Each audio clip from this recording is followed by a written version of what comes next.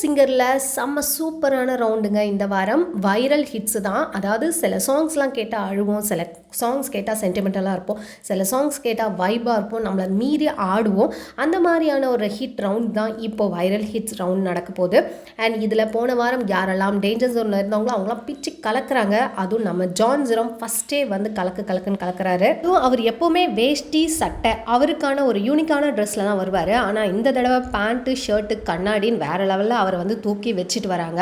அந்த எதிர்நீச்சல்லேருந்து சத்தியமாக எனக்கு போதையே இல்லை 10 நாளாக சரக்கடிச்சு அந்த பாட்டை வந்து வேறு லெவலில் பாடி வைப் பண்ணிட்டாரு. அண்ட் எல்லாரும் எழுந்து நின்று வைப் பண்ணிகிட்டு இருந்தாங்க. ஸோ இதுலேருந்தே தெரியுது அவர் செம்மையாக பாடியிருக்காரு. அண்ட் கோல்டன் பஸ்ஸரும் அஃப்கோர்ஸ் வாங்கியிருக்காருன்றதுனால தான் ப்ரொமோவில் ஃபஸ்ட்டில் வந்துட்டார். நெக்ஸ்ட்டு ஸ்ரீநிதி ராமகிருஷ்ணன் அந்த தளபதியிலேருந்து சின்ன தாய அந்த சாங் எப்படி மெலோடியாக பாடினாங்க. இவங்க மெலோடிக்கு தான் பிறந்தவங்களோ அப்படின்ற மாதிரி நம்ம யோசிக்க வச்ச ஸ்ரீநிதி ராமகிருஷ்ணன் அந்த மன்மத ராசாவை பின்னி எடுத்துட்டாங்க. தெரியும், அந்த மன்மத ராசா செம்ம ஒரு வைபான ஒரு சாங்கு.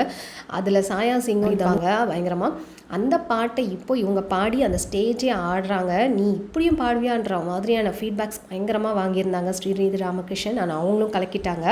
நெக்ஸ்ட் வைஷ்ணவி இந்த பிகில் படத்துலேருந்து நெஞ்சுக்குள்ளே குடி இருக்கும் அந்த சாங் வந்து விஜய் சாங் வந்து பாடுறாங்க. அவங்களுக்குமே வந்து ஒரு மாதிரியான வாய்ஸு பாடுறதுலாம் பார்த்திங்கன்னா கொஞ்சம் லோக்கலான சாங்ஸ் இதெல்லாமே அதில் இறங்கி இவங்களாம் பாடணும் கொஞ்சம் ஓகேவாக இருந்தது. அண்ட் அவங்களுக்குமே நல்ல ஒரு ஃபீட்பேக் கிடச்சிருந்துச்சு. அண்ட் நம்மளுடைய ஜீவிதா எப்போவுமே மெலடி குவீன். அவங்களுக்கு அந்த வாய்ஸ்க்கு மெலடியாக நல்லாயிருக்கும் அவங்க வாய்ஸ்க்கு. இப்போது கில்லி வைப்ஸ் போயிட்டுருக்கு இல்லையா, அந்த கில்லி சாங்லேருந்து இந்த ஆட்டம் போதுமா இன்னும் கொஞ்சம் வேணுமா நம்ம அனுராதா ஸ்ரீராம் அவர்கள் பாடின பாட்டை தான் அவங்களும் பாடிடுறாங்க. ஸோ அனுராதா மேமே அங்கே எழுந்து போய் ஆடுன்னு ஆடுறாங்க. இன்னமும் அந்த ரீரிலீஸ்க்கு அப்புறம் பார்த்திங்கன்னா புதுசாக வந்து ரிலீஸ் ஆன மாதிரியே இந்த கில்லிக்கு அவ்வளோ ஒரு இது போயிட்டுருக்குது, வைப் போயிட்டுருக்கு. இப்போ இந்த பாட்டு பாடவே அனுராதா ஸ்ரீராம் மேம் போய் அங்கேயும் பயங்கர ஒரு வைப் ஆகிட்டுருக்கு.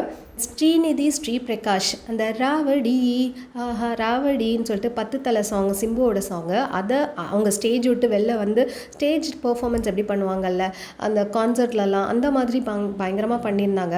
ஸோ அதுவும் வேறு லெவலில் இருந்துச்சு. நெக்ஸ்ட் நம்ம ஸ்ருதி 90s கிட்ஸை வைப் பண்ண ஒரு சாங் காக்கை திரி சூர்யா நம்மளுடைய சித்தார்த் அவர்கள் பண்ண அந்த ஆயுத எழுத்து சாங் வேறு லெவல் அந்த வைபு. அங்கே ஸ்டேஜ் எல்லா ஆடியன்ஸுமே எழுந்து நின்று இது பண்ணிகிட்ருக்காங்க, வைப் பண்ணிகிட்ருக்காங்க, ஆடிட்டுருக்காங்க.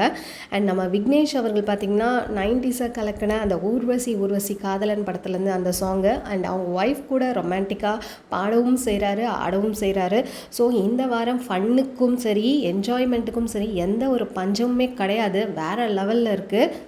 என்சியுமே சூப்பராக பாடியிருந்தாங்க. இதில் என்ஆர்கே சஞ்சீவ் இவங்கெல்லாம் தான் கொஞ்சம் மிஸ்ஸிங். அடுத்தடுத்த ப்ரமோஸ்கில் வரும். ஆனால் இந்த வாரம் எலிமினேஷன் இருந்தால் யாரை எலிமினேட் பண்ணால் நல்லாயிருக்கும்னு நீங்கள் நினைக்கிறீங்க? அண்ட் யார் டாப் 5க்குள்ளே வருவாங்க நீங்கள் நினைக்கிறீங்களோ அவங்கள கீழே கமெண்ட் பண்ணுங்கள். இந்த மாதிரி அப்டேட்ஸ் சேனல் மறக்காம சப்ஸ்கிரைப் பண்ணிக்கோங்க. பிடிச்சிருந்தா லைக் போட்டுருங்க. தேங்க்ஸ் ஃபார் வாட்சிங்.